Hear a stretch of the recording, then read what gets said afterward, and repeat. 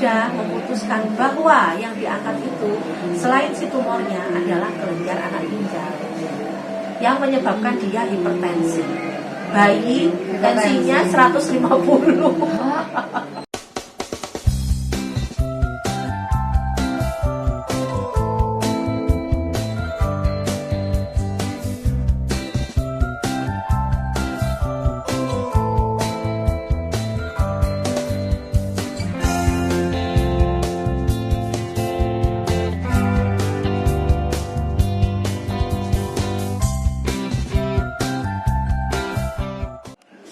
Halo, assalamualaikum. Kembali lagi dengan aku Osa di sini. Assalamualaikum. Sebelum nonton, subscribe dulu yuk. Semoga berkah ya. Terima kasih untuk selalu mendukung channel ini agar terus upload video yang menghibur dan bermanfaat. Selamat menonton. Aku mau ajak ngobrol lagi nih seseorang di segmen aku yang arti bahagia. Jadi Mbak Ratih ini dia punya kisah yang buat aku cukup inspiratif ya. Jadi buat ini terutama buat mama-mama muda yang sering galau tentang anak-anaknya yang sakit lah, apalah. Nah ini kita dengerin ya ceritanya dari Mbak Ratih ini.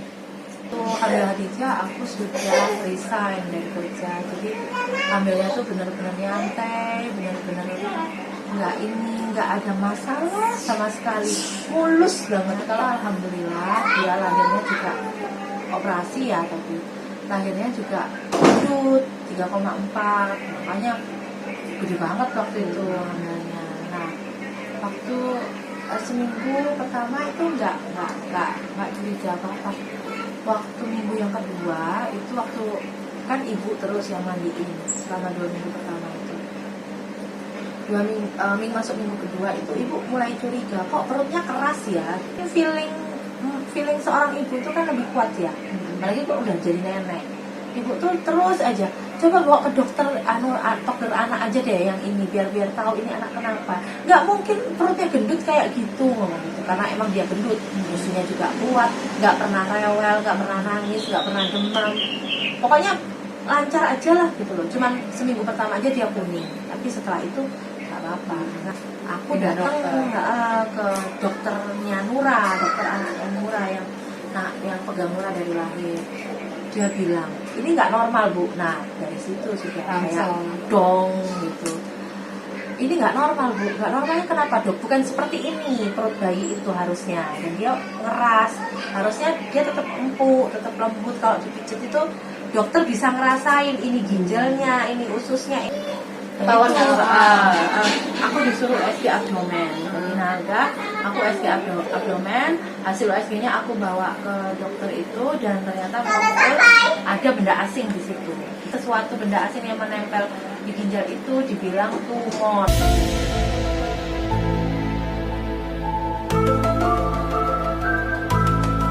Jenisnya apa? Namanya Wilms tumor. Karena dia menempel di Jarang ya itu ya.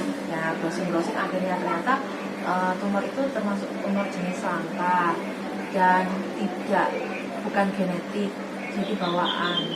Dan bisa jadi Penyebabnya? nggak ada, belum ditemukan penyebabnya.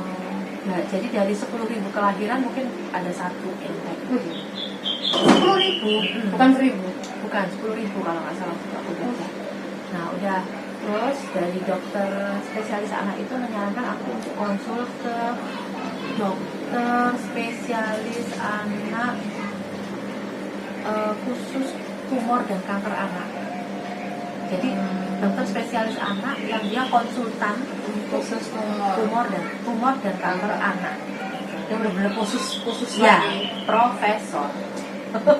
Nggak cuma bisa USG aja terus kita nanti oh ini tumor A, tumor B, tumor C, dan ini harus operasi, ini harus ini nggak bisa.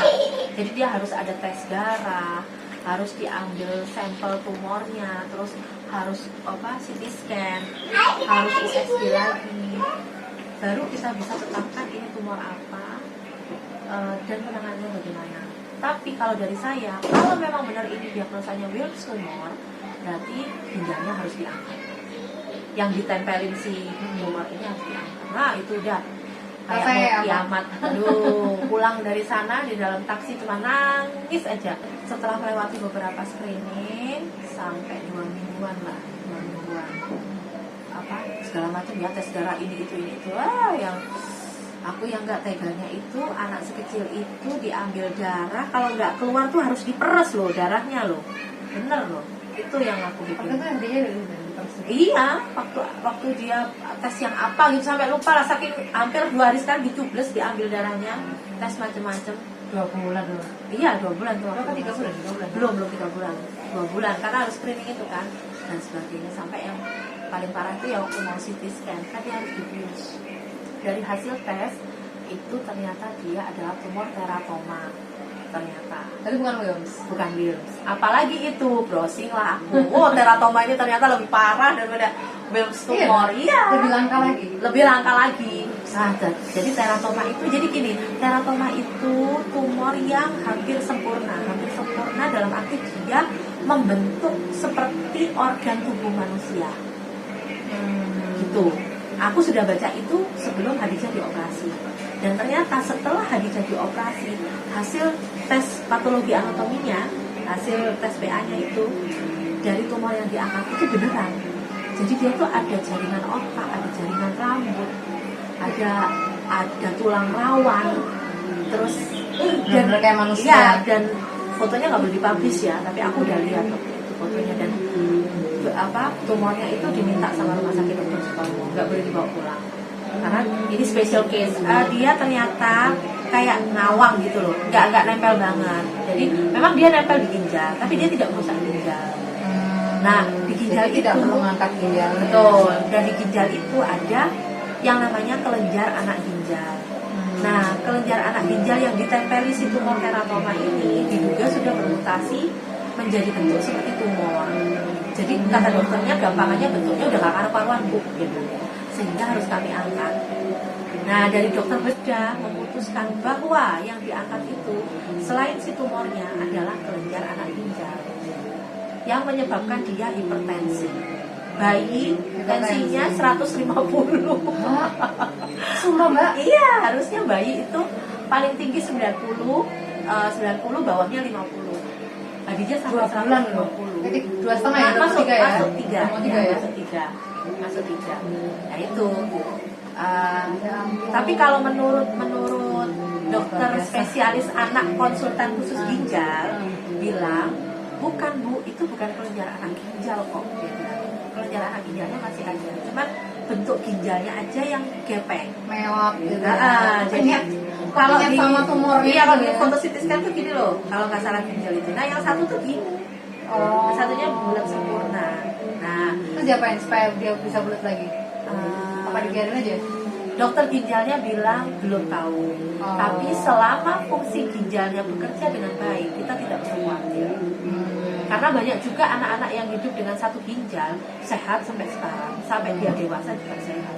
Apalagi yang ini ginjalnya masih utuh, istilahnya kan cuma gepeng. Nah, kelainan ginjal itu aku diajarin juga sama dokternya untuk membaca tanda-tanda kelainan ginjal, terutama di pipis. Kalau pipisnya bermasalah, terus dia susah pipis, volume pipisnya sedikit, itu kita harus curiga. Pas ke operasi, dia harus selalu ditimbang pipisnya. Jadi supaya kalau pipisnya banyak apa? Iya betul, supaya ketahuan dia pipisnya banyak. Dari dulu pas abis itu langsung ditimbangin dong. Iya, kalau setiap habis pipis selalu ditimbang.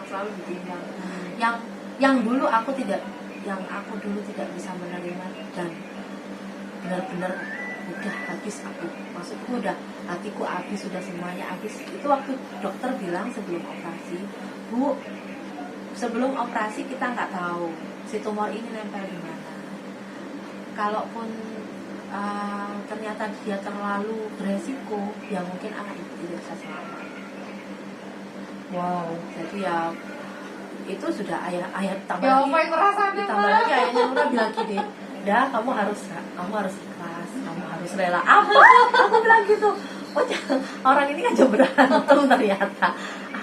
Aku bilang, aku ini ibu yang ngandung dia, ngelahirin dia, nggak ada seorang ibu pun yang rela ikhlas. Itu nggak ada. Nggak ada parah-parahnya penyakit anak lo pasti Nggak kan ada ya yang- tetap berjuang. iya untuk nggak ada kan namanya sembuh seorang lah. ibu, nggak ada yang bakal bilang iya oke suamiku aku ikhlaskan anakku, nggak ada yang mau kayak gitu. Aku nggak tahu ya kalau di luar sana ada ibu yang seperti itu, masya Allah hebat. Tapi kan berarti. itu hanya jika operasinya gagal. ya toh.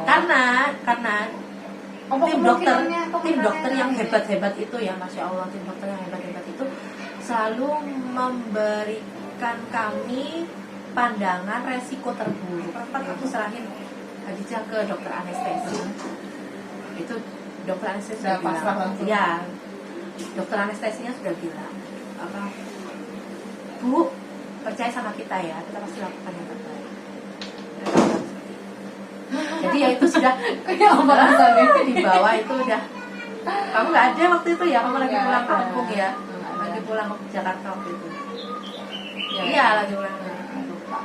Aku waktu itu sudah yang, ya kalau selamat ya alhamdulillah, kalau enggak ya sudah.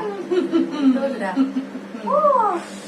Aduh, Pada kali ini aku yang lebih sedih lagi itu waktu Khadijah di ruang ICU, karena dia termasuk operasi besar. Jadi setelah dari ruang operasi dia nggak bisa kembali ke kamar rawat inapnya yang di NICU. bedah. Dia harus masuk ke PICU, PICU. pediatri ICU. Itu tuh lebih parah daripada NICU. Kalau NICU kan untuk newborn. Oh iya. sih. Kalau PICU Dia itu udah bukan anak-anak. newborn ya. Ya sudah anak-anak.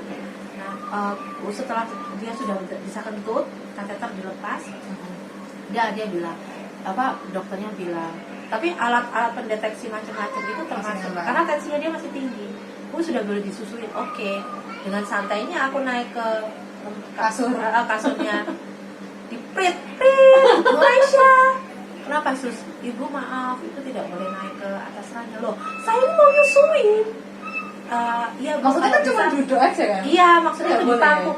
Gimana mau duduk, orang selang-selangnya semua masih nempel. Aku kan nggak boleh iya ya. duduk di atas ranjang itu, Saya nggak boleh. bungkuk toh. Tahu nggak nyusin namanya bungkuk gini, berdiri Astagfirullahaladzim. nyusin Ya sambil nangis, Allah. nyusin sambil nangis. Perjuangan. Bener-bener ya Allah, ada yang kayak gini ya rumah sakit, tapi ya gimana lagi. Nah, akhirnya aku mikir, oh anu aja deh, aku perah aja, jadi aku kasih ke dia. Tapi nggak pakai Dot. selang. Oh pakai dot bisa ya? Awalnya lewat Pakai selang selang yang itu. pakai hidung itu yang Oh, yang dari disambungin hidung. gitu. Nah, awalnya gitu, tapi setelah ininya sudah dilepas, tensinya udah berangsur-angsur turun, baru aku nyusuin langsung gitu. Tapi ya udah.